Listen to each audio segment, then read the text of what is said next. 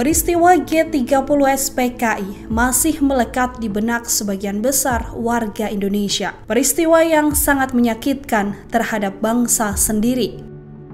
Lokasi pembantaian terhadap 6 jenderal dan 1 perwira TNI Angkatan Darat kini disebut Monumen Pancasila. Di lokasi itulah ada tempat yang menjadi saksi sejarah kekejaman PKI. Terhitung ada sekitar 3 rumah yang dijadikan semacam tempat mereka mengumpulkan dan melakukan penyiksaan pada para korban. Rumah tersebut adalah rumah milik warga. Berdasarkan penelusuran, 2 rumah warga pemiliknya tak terlibat kegiatan PKI. Setidaknya ada 3 bangunan di Lubang Buaya yang menjadi pusat komando gerakan 30 September 1965. 3 rumah tersebut juga punya fungsi masing-masing. Rumah pertama digunakan untuk tempat penyiksaan perwira-perwira Angkatan Darat yang diculik. Rumah kedua sebagai pos komando, sementara rumah ketiga berfungsi sebagai dapur umum. Rumah pertama ini adalah rumah milik seorang guru bernama Bambang Haryono. Ia adalah seorang kepala sekolah SR dan disebut sebagai seorang simpatisan PKI. Sehari-hari, rumah tersebut digunakan untuk tempat belajar anak-anak. Saat ini rumah tersebut sudah menjadi bagian dari Monumen Pancasila Sakti, di mana di dalamnya dilengkapi dengan diorama dan audio yang menjelaskan peristiwa G30S. Di rumah itu juga masih ada papan tulis sebagai bukti. Rumah tersebut pernah digunakan sebagai bangunan sekolah. Rumah kedua yang digunakan sebagai pos komando G30S adalah milik seorang pedagang bernama Sueb. Sueb juga tak terlibat dalam gerakan tersebut. Sehari-hari Sueb berdagang di daerah Balimester, Jatinegara. Rumah milik Sueb digunakan untuk rapat-rapat penting menjelang G30S, termasuk merancang siapa-siapa saja jenderal yang harus diculik.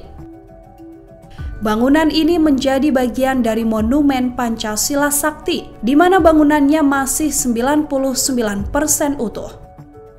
Meja, kursi, dan perabotan lainnya masih dipertahankan.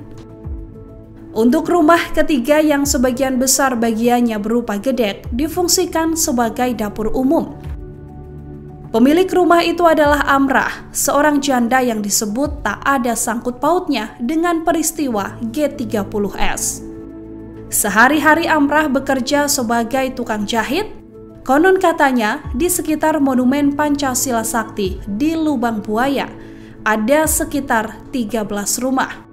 Namun 10 rumah lainnya disebut tak terkait dengan peristiwa G30S sehingga direlokasi dengan ganti rugi.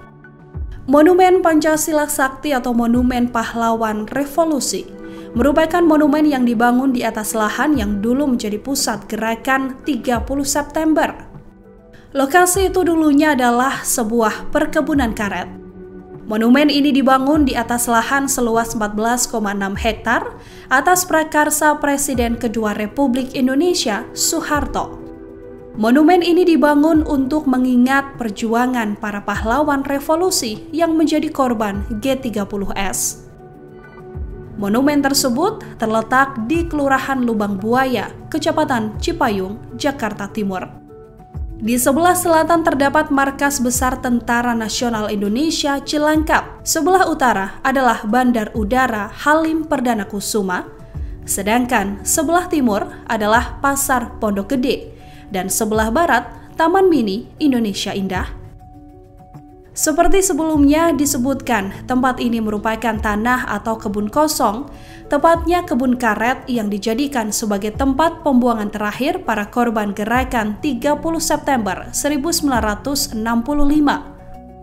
Di kawasan kebun kosong ini terdapat sebuah lubang sumur tua sedalam 12 meter yang digunakan untuk membuang jenazah para korban G30S.